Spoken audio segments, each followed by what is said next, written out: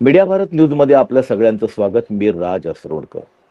महाराष्ट्रात सध्या डॉक्टर संपदा मुंडे यांचं प्रकरण गाजतंय. संपदा मुंडे यांनी आत्महत्या केली की हत्या केली याच्यावर एक जोरदार वादंग महाराष्ट्राच्या राजकारणामध्ये आणि एकूणच समाजकारणामध्ये सध्या जोरदारपणे सुरू आहे. शिवसेना नेत्या सुषमा अंधारे यांनी या संदर्भामध्ये एक पत्रकार परिषद घेतली होती आणि त्याच्यात त्यांनी जी काही परिस्थिती मांडलेली आहे त्याच्यातून महाराष्ट्रातलं एक अराजक चित्र आपल्या सगळ्यांच्या समोर उभं राहिलेलं आहे.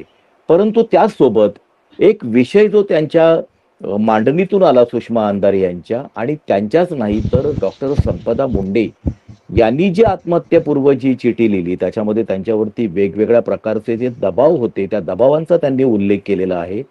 त्याच्यातून एक प्रश्न पुढे आलेला आहे, तो ऊसतोड कामगारांचा.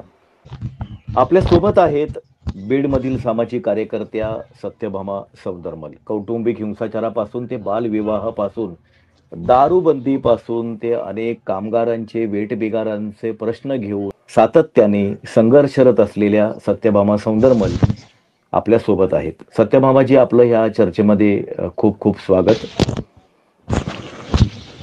आपण ऐकलं असेल, सुषमा अंधारेंची पत्रकार परिषद आपण पाहिली असेल, ऐकली असेल. संपदा मुंडे यांचं प्रकरण मांडत असताना त्यांनी हा आरोप केलेला आहे की तिथली जी सगळी दिग्गज राजकीय मंडळी आहेत, फलटणमध्ये यांचे कारखाने आहेत, त्या ठिकाणी जे ऊसतोड कामगार काम करतात त्यांचा प्रचंड छळ केला जातो, त्यांना मारहाण केली जाते आणि त्यांना एकदम बेदम मारहाण केल्यानंतर ते फार बेहाल झाल्यानंतर या संपदा मुंडेंसारख्या डॉक्टरांवरती दबाव आणला जातो की त्यांना फिट सर्टिफिकेट दिलं जावं, असे सुद्धा त्यांनी आत्महत्यापूर्व चिठ्ठीमध्ये आरोप केलेले आहेत. तुम्ही ऊसतोड कामगारांचा प्रश्न गेले अनेक वर्ष हाताळता आहात. संपदा मुंडे यांनी आपल्या चिठ्ठीमध्ये मांडलेले मुद्दे, सुषमा अंधारे यांनी त्याचा केलेला उल्लेख आणि एकूणच सगळी परिस्थिती मांडली आहे की हे प्रकरण ऐकल्यानंतरची पहिली प्रतिक्रिया तुमची काय आलेली आहे? अतिशय भयानक घटना आहे. आणि डॉक्टर संपदा मुंडे ही मुलगी जी होती तर ही कठीण परिस्थितीतून आलेली मुलगी होती आणि उपजिल्हा रुग्णालय फलटण येथे कार्यरत असताना तिच्यावर ज्या पद्धतीनं प्रेशराईज करून तिला तिच्याकडून तिच्या कर्तव्यात कसूर करण्यासाठी तिला प्रेशराईज केलं जात होतं आणि त्याच्यातून तिचा मृत्यू झालेला आहे. म्हणजे ही खरं तर व्यवस्थात्मक हत्या आहे. इथले म्हणजे जे काय सदरक्षण आहे, खलनिग्रहण आहे म्हणतो आपण, की पोलिसांचं कर्तव्य असतं की त्याच्यामध्ये कायद्याचं रक्षण करणं. आणि तिने अनेकदा म्हणजे 21 वेळा असं म्हणतात की तिने तक्रारी केलेल्या आहेत. जर पोलिसांनी त्याच्यात हस्तक्षेप केला असता तर तिचा जीव गेला नसता. परंतु तिचा जीव गेल्याच्या नंतर सुद्धा चारित्र्याचं हनन केलं जाते. कहर म्हणजे याच्यामध्ये आपल्या महाराष्ट्राचे मुख्यमंत्री जे आहेत देवेंद्रजी फडणवीस यांनी स्वतःच वकील, स्वतः जज, स्वतःच न्यायालय असं स्वतःच सगळ्या भूमिका पार पाडत क्लीन चिट जिथलं देण्याचं काम ते त्यांनी केलेलं आहे. तिथले जे काही निंबाळकर म्हणून आहेत, माजी खासदार हे काहीतरी आहेत वाटतं, त्यांचं ते कारखानदार आहेत आणि हे तिथे मुरलेले राजकारणी आहेत. त्याच्यामुळे काय म्हणतात ना, जसं त्यांच्याशिवाय पान हलत नाही असं म्हणतो ना तिथल्या व्यवस्थेत, कुठलंही राजकारण असेल तर. आणि त्याच्यात कहर असा झालाय की ज्या महिला आयोगाच्या रुपालीताई चाकणकर आहेत महाराष्ट्राच्या, त्यांनी तर ते चॅटिंग किती केली, तिने किती धमक्या दिल्या, तिथे जे काही मुद्दे आहेत ते सोडून बाकीचं तिचं वैयक्तिक जे काही आयुष्य असेल, तिचं पर्सनल लाईफ असेल, त्याच्यावरती जाऊन चर्चा केली आणि तीच कशी आरोपी आहे हे देवेंद्रजी फडणवीस आणि रुपालीताई चाकणकर यांनी ते सिद्धच करून टाकले तिथे. म्हणजे खरं तर वैयक्तिक आयुष्याचा तुमच्या प्रोफेशनल आयुष्यात काही संबंध येत नाही. माझं असं आमचं एक कार्यकर्ता म्हणून माझा एक जो काही अभ्यास आहे किंवा जे काही आम्हाला दिसतं आणि जे काही संविधानात मूल्य आहे किंवा प्रायव्हसी जे काही असते किंवा गोपनीयता ज्या गोष्टी असतात, वैयक्तिक आयुष्य जे असतं, तर त्याला ही लोक त्यात एक हे देतात, तडा देतात आणि पुढे महिलांचं. आणि याच्यामध्ये काय माहितीये का, ही रुपालीताई चाकणकर तर हे मोठ्या वर्गातल्या महिला आहेत, प्रिव्हिलेजेस घेऊन आलेल्या महिला आहेत. त्यांना हे फील्ड वर्क म्हणा किंवा बाकीच्या ज्या गोष्टी घेऊन आलेल्या तर त्यांना हे त्याच्यातलं हे नाहीये. आमच्यासारखे लोक जे आहेत हे फील्डवरची काम करणारी माणसं आहेत. म्हणजे किती सहजपणे एक महिला ह्या उच्चवर्णीय आहेत, खरं तर त्यांच्याकडून हे त्यांनी घेतलेली जी भूमिका असते ना ही खूप मोठ्या वर्गावर प्रभाव टाकणारी असते, तर त्यांनी असं करायला नको होतं. परंतु त्यांनी तिथं जाऊन त्या मुलीचं हे केलंय, चारित्र्याचं हननच केलेलं आहे. त्याच्यामुळे भयंकरच आहे. एकतर खून झालेला हा व्यवस्थात्मक खून आहे, त्याच्यानंतर तिच्या मेल्याच्या नंतर सुद्धा तिच्या ज्या पद्धतीनं बदनामी, हे जास्त भयानक आहे असं मला वाटतं. तर मुळामध्ये रुपाली चाकणकर यांनी आयोगाच्या अध्यक्षा म्हणून प्रतिक्रिया द्यायला पाहिजे, परंतु या त्या राजकीय पक्षाच्या कार्यकर्त्यासारखी प्रतिक्रिया देत आहे. जनरल कोणीही जे सोशल मीडियामध्ये वावरणारे लोक असतात किंवा सर्वसामान्य नागरिक असतात, तर त्या भूमिकेतून त्या प्रतिक्रिया देत आहेत. आयोगाच्या अध्यक्षा म्हणून त्यांनी त्या महिलेच्या पाठीमागे जे उभं राहायला पाहिजे, तसं आपल्याला दिसत नाहीये. आपला जो महत्वाचा मुद्दा होता संपदा मुंडे या प्रकरणावरती आपण पूर्ण बोलणार आहोत, कारण खूप त्याचे कंगोरे आहेत, त्यामुळे ती चर्चा आपण करणार आहोत.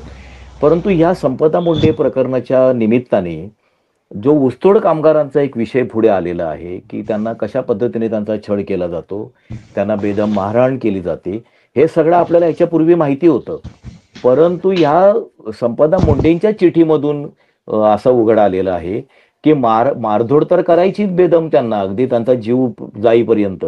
परंतु त्याचबरोबर ते तेवढ्या वाईट भयानक परिस्थितीमध्ये असताना सुद्धा त्यांच्याच विरोधात तक्रारी करायच्या आणि त्यांची ते फिट असल्याची सर्टिफिकेट देण्यासाठी स्थानिक शासकीय डॉक्टरांवरती दबाव आणायचा. असं सगळं सुद्धा एक जो कारभार आहे तो सुद्धा पुढे आलेला आहे. तुम्ही कसं बघताय की तुम्ही ऊसतोड कामगारांचे अनेक प्रश्न हाताळताय, कितपत तथ्य वाटतं तुम्हाला ह्या सगळ्या प्रकरणांमध्ये की असं होत असेल इतकं सगळं बेदम मारहाण करून पुन्हा त्यांना फिट सर्टिफिकेट साठी दबाव आणायचा? मी याच्यामध्ये क्लिअर एक हे करते, म्हणजे की डॉक्टर संपदा मुंडे यांनी त्यांच्या चिठ्ठीत ऊसतोड कामगार की मुकादम असं काही शब्द लिहिलेत असं मला वाटत नाही, किंवा दिलेत असं काही हे आहे असं नाही वाटत. हा मुद्दा जो समोर येतोय तर तो ऊसतोड कामगारांचा छळ होतोय हा मुद्दा समोर आलेला नाही. डॉक्टर संपदा मुंडेच्या डेथच्या संबंधाने हे जे प्रकरण घडले त्याच्यामध्ये ऊसतोड कामगारांचा मुद्दा आलेला नाही समोर, तर मुकादम जे आहेत, मुकादमांचा छळ निंबाळकर करतात हा मुद्दा आहे.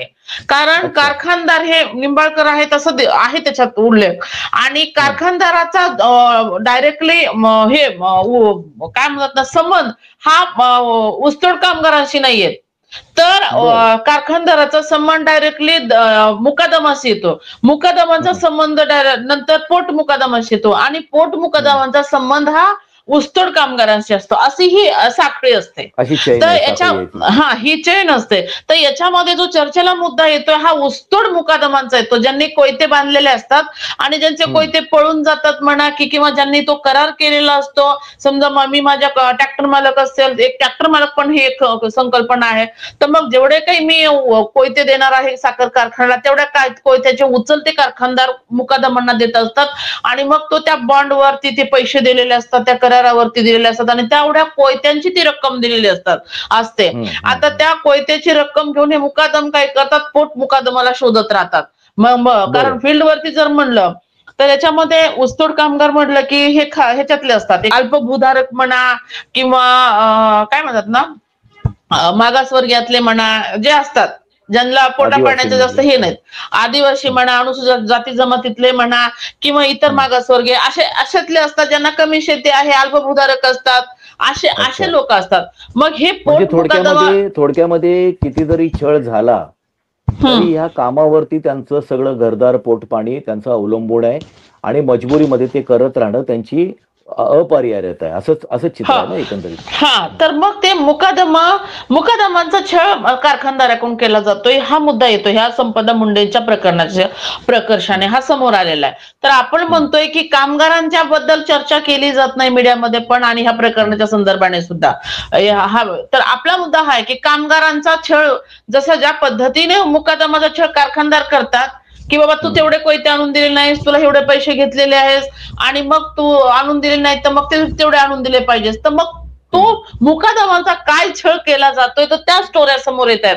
तर हे जे काही समोर आलेले आहेत तर सध्या व्यक्ती की मला यांनी हाड मोडले माझं हे केलं, तर हे मुकादमा आहेत. याच्यातले ऊसतोड कामगार समोर आलेले नाहीत की ज्यांचा छळ झालेला आहे, त्यांचा तर छळ ह्या मुकादमापेक्षाही भयानक असतो. कारण हे त्यांनी जे केलं तर त्याच्या वेगळ्या पद्धती हे वापरतात. म्हणजे आम्ही ज्या पद्धतीनं ऊसतोड कामगारांच्या हे सोडवतो, अशा लोकांचं जे दमन केलं जातं ऊसतोड कामगारांचं, तर ते फार भयानक असतं, यांच्यापेक्षा सुद्धा भयानक असतं, असं आहे ते. तुम्ही एखादं प्रकरण जे हाताळलं असेल ज्याच्यामध्ये तुम्हाला त्या शोषणाची, छळाची एक अमानुषता जी असते, ती तुम्ही हम्म. तुमच्या स्वतः तुम्ही पाहिलीत, अनुभवलीत, असं एखादं प्रकरण ह. तुम्ही हाताळलं होतं का? म्हणजे आता गेल्या 2 महिन्यापूर्वी आम्ही हाताळलेलं भिल्ल समाजातला मुलगा आहे आणि हं, त्याला तो जेव्हा 6 वर्षाचा होता, 6 वर्षाचा हं, असताना पोट मुकादम त्याचा बाप होता आणि हं, मुकादमांनी, मोठ्या मुकादमाने ज्यांनी कारखान्यासोबत करार केलेला त्या मुकादमाने ह्या माणसाला अगोदर चालना ठेवलं होतं. नंतर हं. त्याला म्हणले की बाबा तू आता कारखान्याचा मुकादम म्हणजे पोट मुकादम हो, तू कोयते बांधून दे आणि मग तुला उचलून काही पैसे तुला देतील आणि ते हे करू म्हणून. मग त्याला तशा पद्धतीने हे केलं, परंतु झालं असं की हे मुकादम जे आहेत मोठे मुकादम, मेन मुकादम त्याला म्हणतात. तर हे मेन हं. मुकादम काय करतात, कारखाना त्यांना बरोबर देतोय की नाही माहित नाही पैसे, परंतु हे त्याच्यातून पैसे दाबतात आणि कारखान्यावाल्याला, ऊसतोड कामगारांना काय करतात, मग 1 लाखाचा कोयता असेल तर तिथं 60,000 देतात किंवा 80,000 अच्छा. देतात किंवा 50,000 देतात किंवा हं. टायरची गाडी असेल म्हणजे टायरचं 2 बैल टायर असेल तर मग त्याला 2-2 लाख अशी उचल झालेली आहे. तर मग त्याच्यातून हे बरं. पैसे तेवढेसे त्यांना मिळाले जात नाहीत. म्हणून मग पोट अच्छा. मुकादमाचं एक प्रकरण आम्ही जे हँडल केलं, तर तो मुलगा 6 वर्षाचा होता, त्याला हिसकावून घेतलं होतं हं. आणि त्याच्या आई-वडिलांना 3 वर्ष काम वेठबिगार म्हणून करायला लावलं होतं, का तर त्यानं लावलेले कोयते पळून गेले होते. त्याच्या अच्छा. मुलाचा छळ असा केला, आता त्याचा ग्राउंड रिपोर्ट मी लिहिणार आहे. त्या हं, हं, मुलाचे हं, जेव्हा दुधाचे दात पडत होते, तर त्या हं. मुकादमाने त्याच्या तोंडावर लाथा घालत होते ते दात हालत असताना. त्याचे दात अच्छा. पाडलेले आहेत त्या मुलाचे. हं, तो हं, तो भिल्लाच आहे आणि भिल्ल समाजाची एक स्टोरी आहे. हं, काय म्हणतात ना, त्यांचे एक इतिहास आहे. हं, भिल्लाचा त्याचा एकलव्याचा जो इतिहास आहे, तर हं, त्याचा एक डाव्या हाताचा त्याचा अंगठा तोडलेला आहे त्या लोकांनी. हं, तर त्याला हं, हं, 10 ते 12 टाके पडलेले आहेत. त्याच्या डोक्यात एवढा मार होता त्या मुलाच्या, हं, तर तो 6-7-8 वर्षाचा असताना म्हणजे 7 वर्षाचा असताना तो 6 वाजता रात्रीच्या म्हणजे संध्याकाळच्या 6 वाजता दिवस मावळा होता त्याच्या टायमाला तो जो पळून गेला हं, होता तो चालत होता. हं. तर त्याला ती भीती सुद्धा वाटली नाही, म्हणजे मला त्याच्या मारा इतकी भीती, म्हणजे त्या एवढ्याशा जीवाला शेळ्या सांभाळायला देणं, जनावरं सांभाळायला लावणं, त्याला 2 टाइम खायला देणं, त्याला विटाळ चांडाळ धरणं, हे असं जे काही त्याच्यासोबत घडलं ते एका वर्षभरामध्ये, तर तो पळून गेला. पळून गेल्याच्या नंतर त्या मुलाला दुसऱ्यांनी सांभाळलं. पण त्या लोकांकडे पण 30 एकर शेती होती आणि त्या 30 एकर शेतीमध्ये त्याचे 10 जनावरं त्या मुलाला सांभाळायला लावत होते. परंतु त्याला ते लोक मारत नव्हते, हाणत नव्हते, परंतु त्याच्याकडून पण त्या लोकांनी पण त्याच्याकडून वेठबिगारी करून राबवत होते त्या, घेतली, राबवत राबवत होते होते. लहानशा. हो. याच्यामध्ये एवढा त्या मुलाचा छळ केला आणि ते लोकांनी आमच्याकडे जेव्हा आले तेव्हा जेव्हा एका दिवसात ते मूल शोधून काढलं पोलिसांनी नंतर. पण बरं. मात्र खूप त्या पोलिसांनी पुन्हा आणखी पोलिसांची भूमिका आपण बघतो कशा असतात. तर हे हं, हं. अशा पद्धतीचं प्रकरण आम्ही आता हँडल केलेलं. हे युसुफ वडगाव कुठल्या पोलीस स्टेशनला तुम्ही पिंपळनेर पोलीस स्टेशन, पिंपळनेर. पिंपळनेर आणि पोलीस स्टेशनच्या हद्दीमधलं हे प्रकरण होतं. आपण हो, असं म्हणतो की आपल्या भारतीय संविधानामध्ये वेठबिगारीला विरोध आहे, वेठबिगारी हा फौजदारी गुन्हा आहे. हो. परंतु प्रत्यक्षामध्ये मात्र वास्तवामध्ये वेठबिगारी आजही सुरू आहे आणि बिनधास्तपणे ती सुरू आहे. मला एक सांगा तुम्ही, की हे वेठबिगारी सदृश प्रकरण होतं किंवा वेठबिगारीचंच होतं. मुलाला अडकवून ठेवणं, दम देऊन काम करून घेणं आणि हो, लहानग्या मुलाकडून काम घेतलेलं आहे. म्हणजे पुन्हा लहान मुलांचा छळ याच्यामध्ये हो, सुद्धा ते प्रकरण येतं. बरोबर आहे. तुम्ही हो. जेव्हा हे प्रकरण पोलिसांकडे घेऊन गेलात, तेव्हा हं. पोलिसांनी तितक्या गांभीर्याने त्या प्रकरणाकडे बघितलं का? तुम्हाला प्रतिसाद दिला का?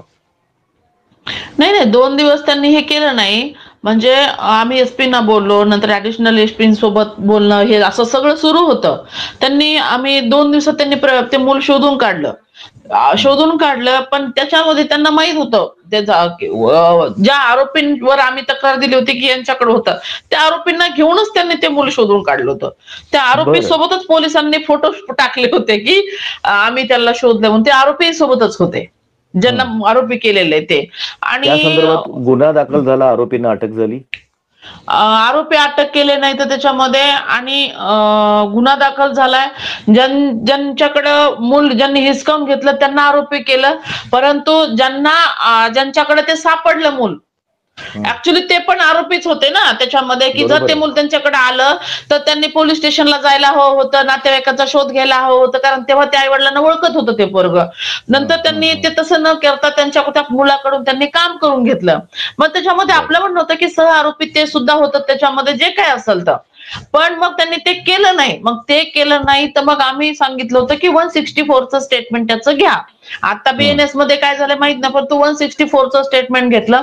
मग ते जज समोर त्या मुलाला घेऊन गेले आणि मग जजनं विचारलं, त्याचा अंगठा तोडलेला बघितला, त्याच्या डोक्यातला मार बघितला, ते असे एवढे दगड मारलेले होते, त्याला खुणा होत्या पडलेल्या त्या बघितल्या. मग ते बंद पाकिटात त्याचं स्टेटमेंट गेलेलं त्या मुलाचं आज. आणि मग त्याच्यामध्ये कलमवाढ झाली नाही झाली माहित नाही, परंतु त्याच्या आईवडिलांचे स्टेटमेंट पोलिसांनी अद्याप घेतले नाहीत. दुसरी गोष्ट, त्या मुलाचं अंगठा तोडलेला आहे.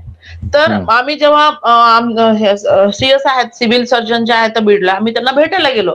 तर मग त्यांनी आता ते सर्जन असल्यामुळे त्यांनी बघितलं, तर म्हणले हे चुकीच्या जागेनं हाड चिटकलंय, हे म्हणजे जुळलंय, याचा अर्थ ते तुटलेलं होतं आणि त्याला गावातल्याच ठिकाणी त्याला टाके दिले होते. मग त्यांचं असं म्हणणं होतं की तुम्ही एमएलसीचं लेटर घेऊन या, जेणेकरून त्याचा एक्सरे वगैरे काढून मग त्याच्यात काय लागलेलं हे आम्ही रीतसर आम्ही देऊ शकतो. परंतु पोलिसांनी त्याच्यामध्ये काय केलं की त्याचं स्टेटमेंट हेच केलं ना, त्याचं फिटनेसचं सर्टिफिकेट आणलं. आणि मग आता आम्हाला सर्टिफिकेट आणलं. विशेष म्हणजे तिथल्या दुसऱ्या डॉक्टरनं दिले की तो फिट आहे.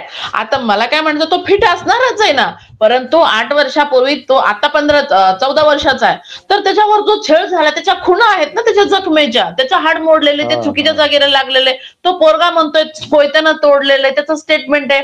तर तसं काहीच नाही केलं. मग आता त्या मुलाशी तुम्ही बोललाय, प्रत्यक्ष बोललात का?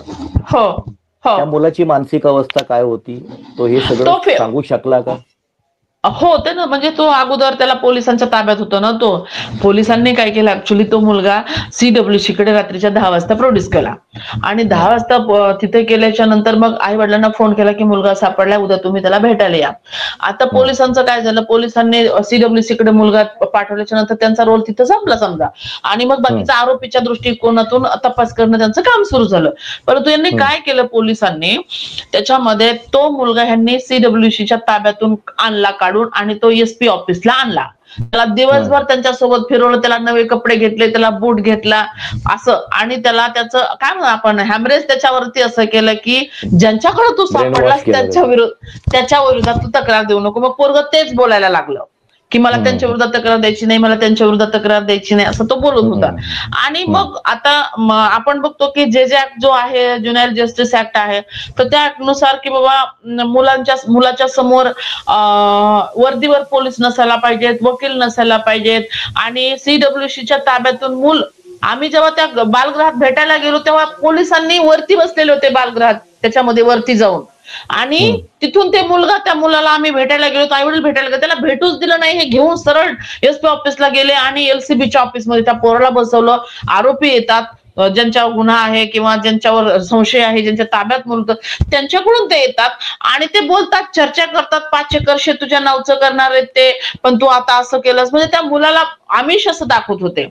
हे सगळं पोलिसांच्या साक्षीने सुरू असतं. पोलिसांच्या साक्षीने वर्दीवर पोलीस बसलेला टेबलवर, याचे सगळे मी व्हिडिओ शूट केलेले आहेत. विशेष म्हणजे हे व्हिडिओ शूट केलेले आहेत. मग त्याच्यामध्ये मग एसपीना आम्ही बोललो, मग त्यांनी बहुतेक ते जे अधिकारी आहेत ना, तर त्या अधिकारी नंतर आम्हाला पिंपळनेर पोलीस स्टेशनला दिसले नाही. नंतर कोणीतरी सांगितलं आम्हाला की ते घरी आहेत म्हणून, सिक वर आहेत वगैरे वगैरे काहीतरी झालंय म्हणून. पण आम्ही ऍलिगेशन घेतलं, त्याच्यावर फेसबुक लाईव्ह घेतलं, तर ते अशा पद्धतीनं ते पोट मुकादमाच्या झालेला तो छळ, त्याच्या आईला त्या ट्रॅक्टरच्या, ती बाई म्हणते मला टालीला बांधत होते, ट्रॉलीला, ट्रॉलीला असं त्या बाईला बांधत होते, तिचं म्हणणं आहे. दुसरी गोष्ट, पपई लेकरू पाडायला गेलं म्हणून काय केलं या मुकादमाने, त्या झाडावर 2 बहीण भावाला चढवलं झाडावर आणि खालून पपई तोडली, तर ते दोन्ही लेकरं खाली पडले आणि शेजारीच म्हणे हे आहे विहीर आहे, तर ते विहिरीत पडण्याची सुद्धा शक्यता होती. दुसरी अशी गोष्ट होती की तिला एक मूल तहान होतं ह्या पोराच्या पाठीवरचं, आणि मग आता ते 1.5 वर्षाचं लेकरू अंगावर पिणार, मग ते लेकरू रडायचं, ते माई मागं जायचं पहिला पिण्यासाठी, तर त्याच्या पायाला ह्या मुकादमाने दगड बांधले होते की ते लवकर जाऊ नये आईपर्यंत. अरे बापरे. म्हणजे हा हे एवढा सगळं छळ हे सगळं तुम्ही पोलिसांना सांगितलेलं आहे. सांगितलंय, पण त्यांचं CWC समोर स्टेटमेंट पण हे प्रकरण आलंय सगळं. CWC समोर आलं, त्या मुलाच्या संदर्भाने आलं, परंतु आई वडिलांचे जे स्टेटमेंट आहेत ते राहिले, तर ते घेत नाहीयेत पोलीस ते लोक. घेतले नाहीयेत हा, अजूनही. अजून घेतले अच्छा. नाहीत. हा, बरं, आणि केवळ ह्याच प्रकरणामध्ये तुम्हाला पोलिसांचा असा अनुभव आला, की तुम्ही जेव्हा अशा प्रकारची अन्याय अत्याचाराची प्रकरणं जेव्हा हाताळता, तर तुम्हाला असं कधी झालंय का, की पोलिसांनी एकदम संवेदनशीलतेने तुम्हाला पटकन प्रतिसाद दिला, आरोपींविरुद्ध एकदम संताप व्यक्त केला, पकडून आणलं, धरलं त्यांना, कठोर कलमं लावली, असं पोलीस कधी करतात का? तुम्हाला अनुभव आलाय का तो? नाही नाही, म्हणजे गेल्या 10 वर्षातलं तर हे फार भयानक अनुभव आहे.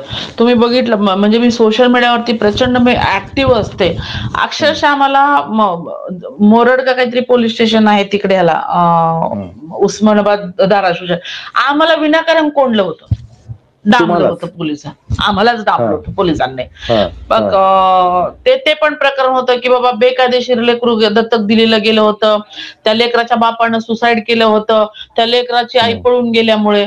आणि हं, पोलिसांना त्या लेकराची आजी म्हणत होते की माझ्या सुनेला याच्यात आरोपी करा. तर हं, पोलिस तिला सांगत होते, बाई तू तुझी सून गेली ना दुसऱ्यासोबत, तर तिला जायचा अधिकार आहे, ती कुणासोबतही राहू शकते. आपलं म्हणणं होतं की बाबा ती राहू शकते ना, परंतु तिच्यामुळे तो मेलाय ना. आणि विशेष हं, म्हणजे त्या सुनेनं नवरा मेल्याच्या नंतर 5च दिवसानं लग्न केलं होतं. त्याच्यामध्ये आणि मग ही बाजू आम्ही लावून धरले होते की बाबा लेकरू बेकायदेशीर दिले, तो बाप पण बेकायदेशीर आहे, दुसरा सावत्र जो आहे त्याला देण्याचा तो हं, अधिकार नाहीये. हं, जे हं, जे ऍक्ट अंतर्गत जे आहे ना, काराकडे त्याच्या काराच्या गाईडलाईन्स आहेत, तिकडे ती नोंदणी करावी लागते. मग हे सगळं हं. त्याच्यात खर्च आर्थिक व्यवहार झालेला आहे. मग याच्यामुळं पोलिसांना असं वाटायचं, पोलिसांनी वाटलं की हे कसं काय एवढं हे करायला लागलेत, याचा राग मनात धरून त्यांनी आम्हाला डांबलं होतं. मग हं, त्याच्यानंतर आम्ही हं. अक्षरशः मग रात्रीच्या 12-12:30 पर्यंत, आम्हाला दुपारच्या 3 वाजल्यापासून त्यांनी डांबलेलं होतं. ह्यांना कोंडा म्हणले, त्यांचे हं, मोबाईल हिसकावून घ्या म्हणले, एक अश्लील पण शिवी दिली होती पोलिसांनी. आणि त्या मग कोंडल्याच्यामुळे मग आम्ही लाईव्ह घेतले तिथं. अच्छा. मग ते सगळं प्रकरण लक्षात आलं पोलिसांच्या, महाराष्ट्रातल्या बऱ्याचशा, की हे चुकीचं आहे म्हणून, कारण आमच्यावर गुन्हा दाखल नाही, कारण सांगितलं नाही डांबण्याचं. महिलांना हं, 3च्या नंतर बरं 6च्या नंतर ठेवता येत नाही, काही जरी असेल तर हं, त्यांना हं, कोर्टासमोर हजर करावं लागतं, त्यांनी तसं केलं नाही. आणि मग डीवायएसपीने त्याच्यात हे केलं, खूप हस्तक्षेप केले. आता आम्ही ते पोलीस प्राधिकरणाकडे तक्रारी देणार आहेत. तर बरं. महाराष्ट्रातल्या पोलिसांच्या बहुतांश कार्यकर्त्यांचा, म्हणजे खास करून बरं का, जे इमानदारीने काम करतात ना लोक, त्यांना हा अनुभव आहे बरं का, की जिथं आणि आम्ही तेवढंच नाही, सेटलमेंट. मला तुमच्या बोलण्यातून अजून एक गोष्ट जाणवते. इमानदारीने काम करतात त्यांना तर त्रास होतोच सामाजिक कार्यकर्त्यांना. हो. परंतु ज्या प्रकरणांमध्ये जे कार्यकर्ते अनुसूचित जाती जमातीची अन्याय अत्याचाराची प्रकरणं जिथे हाताळत असतात, सामाजिक अन्यायाची प्रकरणं ज्या वेळेला असतात, तिथे पोलिसांची जी भूमिका आहे ती आपल्याला योग्य भूमिका दिसत नाही. मला नाही. तुम्हाला अजून एक प्रश्न विचारायचा आहे इथे, हं. की बालविवाहाचं प्रकरण आम्ही Facebookला तुम्हाला फॉलो करतो आणि बघत असतो अनेकदा प्रकरणं तुमची. तुम्ही बालविवाहाचं प्रकरण हाताळताना सत्यभामा सौंदरमल दिसतात. दारूबंदीचं प्रकरण हाताळताना सत्यभामा सौंदरमल दिसतात. मिसिंगची प्रकरणं मुलींची सत्यभामा सौंदरमल दिसतात. ऊसतोड कामगार असतील, आणखी कोणी इतर मजूर असतील, त्यांची प्रकरणं अडल्या नडलेल्या महिला आहेत, त्यांना मारधूड होते, अशी सगळ्या प्रकरणामध्ये सत्यभामा सौंदरमल आम्हाला दिसतात. मला तुम्हाला एक विचारायचं आहे, इतके सगळे महाराष्ट्रामध्ये राजकीय पक्ष आहेत, त्यांचे पदाधिकारी असतात, त्यांचे कार्यकर्ते असतात, आपल्याकडे स्थानिक लोकप्रतिनिधी आहेत, आमदार खासदार आहेत, पालकमंत्री असतात. ही सगळी जी मंडळी आहेत राजकीय क्षेत्रातली, जी लोकांचं प्रतिनिधित्व करत असतात, नेते म्हणवतात स्वतःला, या सगळ्या विषयांमध्ये या लोकांचं अस्तित्व काय आहे?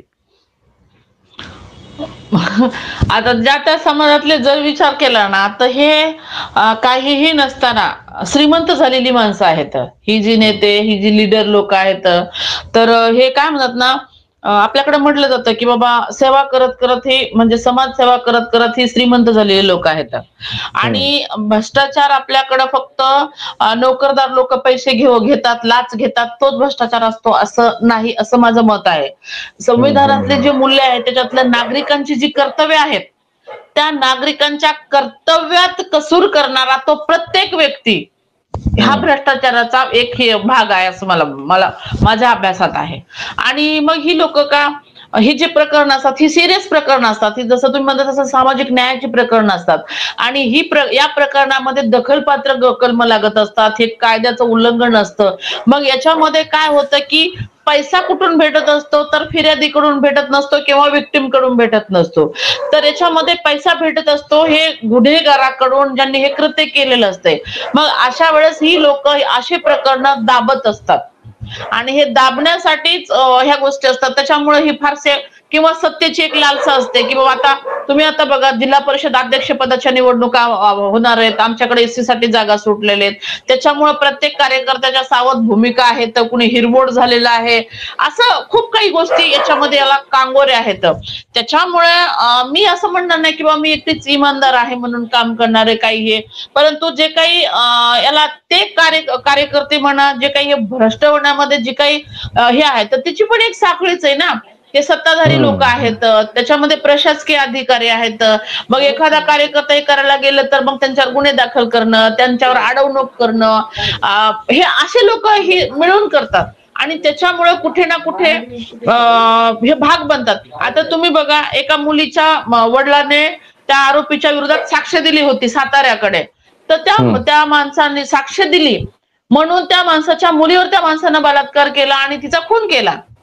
मग अशा वेळेस काही कार्यकर्ते जर उभा राहिले कायद्याच्या बाजूने एक कर्तव्य म्हणून. एका महिलेला कुऱ्हाडीने मारलं होतं ते सुद्धा प्रकरण तुम्ही हाताळलं होतं. हो हो हो हो. घरा जागेमध्ये अतिक्रमण, काही घर बांधत होती महिला. हो हो. मला तुम्हाला अजून एक थेट प्रश्न विचारायचा आहे की आपल्याकडचे जे सध्या एक मुख्यमंत्री आणि 2 उपमुख्यमंत्री, तर ह्यांनी आता ते स्वयंघोषित भाऊ झालेले आहेत महिलांचे आणि त्यांनी ते भाऊ होण्यासाठी 1,500 महिलांना दिलेले आहेत आणि 1,500 ते आता महिलांचे आपल्याला भाऊ म्हणवतात.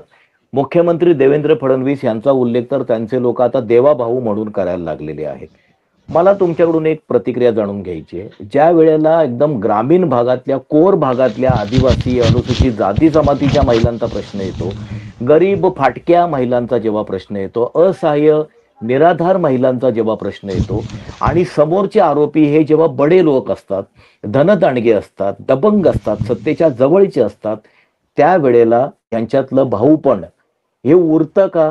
ते भावाची भूमिका म्हणजे गृहमंत्र्याची भूमिका तर नाहीच निभावत आहेत, पण भावाची भूमिका तरी निभावताना तुम्हाला दिसतात का अशा प्रकरणांमध्ये?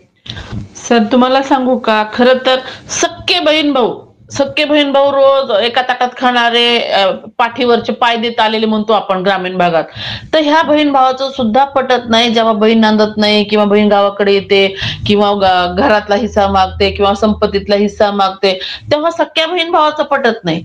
तर हे 1,500 रुपये देऊन सख्खे हे बहीण भाऊ कसे काय होतील, मला हा प्रश्न आहे.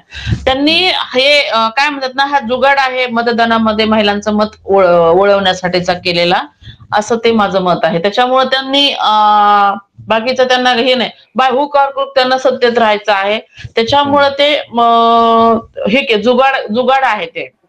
म्हणजे या सगळ्या तळागाळातल्या महिला जेव्हा असतात, त्यांच्यावरच्या अन्याय अत्याचाराची प्रकरणं जेव्हा येतात, तेव्हा तुम्हाला ह्या नेत्यांचं, सत्तेचं, आमदार खासदारांचं अस्तित्व तिथे दिसत नाही तुम्हाला. कारण बीडमध्ये खूप बडी मंडळी आहेत, महाराष्ट्राच्या राजकारणावरती प्रभाव टाकणारी मंडळी आहेत. ते मोठ्या सभा घेतात, त्याच्यामधून डायलॉगबाजी करतात, आपण कसे जबरदस्त आहोत वगैरे सगळे सांगतात.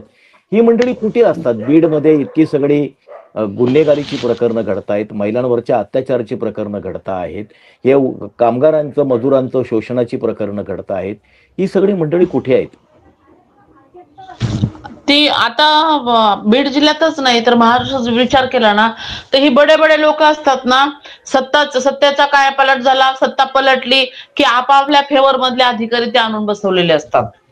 आणि अधिकारी हे जेव्हा अशा घटना घडतात ना, तर अधिकाऱ्यांना फोन हे विक्टिमला मदत करा म्हणून जात नाहीत कुठल्या नेत्याचे, तर आरोपीला वाचवण्यासाठी नेत्यांचे फोन जात असतात. कारण हे सत्तेतले लोक असतात आणि हे सत्तेतल्या लोकांची जी लोक असतात, मग हे गुत्तेदार असतात, काय असतात, हे कामं केलेले असतात किंवा काहीतरी कुटाने गुत्ते कामं घेऊन केलेले नसतात किंवा मग त्यांच्या मुलांनी, त्यांच्या नातेवाईकांनी काहीतरी हे कुटाने केलेलं असतं. ते कुटाने दाबण्यासाठी सत्तेतले लोक जे मोठे हे लीडर असतात ना, ज्याच्याकडे सत्ता ते कुठल्याही जातीचा असू द्या, सत्ता संपत्ती काय म्हणतात ना, तो कुठल्याही जातीचा असू द्या, तो पॉवरफुलच माणूस असतो. आणि त्याच्यामुळे मग हे लोक तिथं असतात, जिथं आरोपी गुन्हे करतात ते त्यांच्या बाजूने असतात आणि ते कधीही त्यांच्याच बाजूने दिसतात. बाकी हाय प्रोफाईल केसेस बाहेर पडल्या तरच मग याव झालं त्याव झालं हे झालं पाहिजे, आम्ही स्वस्थ बसणार नाही, आम्ही न्याय मागून आम्ही फलाना मागव. आणि मग हे नेते पण सोयीची भूमिका घेतात, सोयीची, स्वतःच्या सोयीची भूमिका, जिथं आपली सोय होईल, मग ती राजकीय असो, ते दामाचे असो, ते कामाचे असो, ते कुठले असू दे, जिथं आपली सोय होईल त्या नेत्याच्या बाजूने हे भूमिका घेणारे ती लोक दिसतात. त्यास मग ते सत्तेतले असो नाही तर ते विरोधातले असो, त्या ठिकाणी त्या बाजूने ती भूमिका घेणारे ते दिसतात, असं आहे. सुषमा अंधारेंची जी पत्रकार परिषद होती आणि त्याच्यातून त्यांनी एक एक खूप मोठी एक मालिकाच त्यांनी गुन्हेगारीची तिथे समोर ठेवली. काय तुमचं सरासरी आता ह्या सगळं ऐकल्यानंतर, आणि तुम्ही स्वतः अनुभवताय, तुम्ही फील्ड फक्त सुषमा अंधारेंची पत्रकार परिषद ऐकली असं नाहीये, तर तुम्ही अनुभव पण अनेक घटनांमध्ये घेताय. महाराष्ट्रातली कायदा आणि सुव्यवस्थेची स्थिती काय आहे तुमच्या तुमच्या अनुभवाने? तसं जर बघितलं तर गृहमंत्रीपद हे स्वतःच मुख्यमंत्री यांच्याकडे आहे. आणि त्यांनी काय काय कसं कसं करतात हे आपल्या तुम्ही आम्ही सगळ्यांनाच माहित आहे. म्हणजे परंतु 10-11 वर्षापूर्वीची जी परिस्थिती होती, गुन्हे प्रत्येकाच्या याच्यात सत्तेत लोक आले की राजवटीमध्ये होतातच, घडतायत. हो हो हो, खरी गोष्ट आहे. होतात. प्रत्येक परंतु सत्तेच्या काळामध्ये गुन्हे घडलेले आहेत. गुन्हे घडतात. पण आता जसं काँग्रेसच्या काळामध्ये होतं बघा, तेव्हा ते ह्याचं कुठलं होतं प्रकरण आपलं, आर पाटील तेव्हा हे होते, खैरलांजीचं प्रकरण, ते अतिशय गाजलेलं. त्याच्यात कुठल्याच लोकांना म्हणजे अनुसूचित जाती जमातीचा विचार केला तर त्याच्यामध्ये नाही न्याय मिळत. म्हणजे इथे काय म्हणतात ना, न्याय सुद्धा उच नीच असं बघून हे केलं जाते. तर ह्या काळात, ह्यांच्या काळात पण हे होते, परंतु याची दाहकता जी आहे, याचा जे रेशो म्हणतो आपण, तो हा जरा जास्त आहे. आणि विशेष म्हणजे आताच्या पिरियड मध्ये सायबरचे जे गुन्हे आहेत, हे डायरेक्टली हल्ल्यापेक्षा सुद्धा सायबरचे गुन्हे जास्त केले जात आहेत, ते घडवून आणले जात आहेत. विशिष्ट लोकांमध्ये विशिष्ट लोक मागे लावले जातात. आणि त्याच्यामध्ये गृहमंत्री जे आहेत, आपले मुख्यमंत्री जे ते गृहमंत्री आहेत, तर त्यांच्या काळामध्ये मला आमच्या माहितीस्तव हा रेशो जरा जास्त दिसतोय. अच्छा, म्हणजे गुन्हेगारांना एक प्रकारे असं अप्रत्यक्ष म्हणू शकतो की सरकारचं अभय आहे.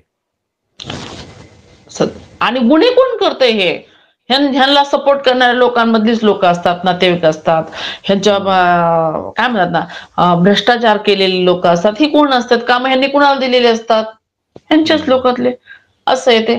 एकंदरीत आपण जर पाहिलं तर सुषमा अंधारेंची पत्रकार परिषद असो की सत्यभामा सौंदरमल यांचं वैयक्तिक अनुभव कथन असो, जे त्यांनी अनुभवलेलं आहे फील्डवरती प्रकरणं हाताळताना, सरकारी यंत्रणांचा, पोलीस यंत्रणेचा जो अनुभव त्यांनी घेतलेला आहे. त्यांनी सांगितलं मगाशी बोलताना की पोलिसांनीच अश्लील शिवी दिली. म्हणजे तुम्ही एखाद्याने आपल्याला शिवीगाळ केल्यानंतर आपण पोलिसात जातो, आपल्याबद्दल एखादा गुन्हा घडल्यानंतर आपण पोलिसात जातो, आपल्यावरती एखादा अन्याय अत्याचाराची घटना घडली की आपण दाद मागायला पोलिसांकडे जातो. परंतु पोलिसच ज्या वेळेला अन्याय अत्याचार करणाऱ्या लोकांना सामील असतील तेव्हा नेमकं जायचं कुठे? आणि लोकशाहीमध्ये राज्य सरकार जे असतं, केंद्र सरकार जे असतं, ते सर्वसामान्य माणसाच्या बाजूला असलं पाहिजे, अशी एक अपेक्षा खरं म्हणजे असते. पण आता ते सुद्धा चित्र जे आहे ते धूसर झालेलं आहे.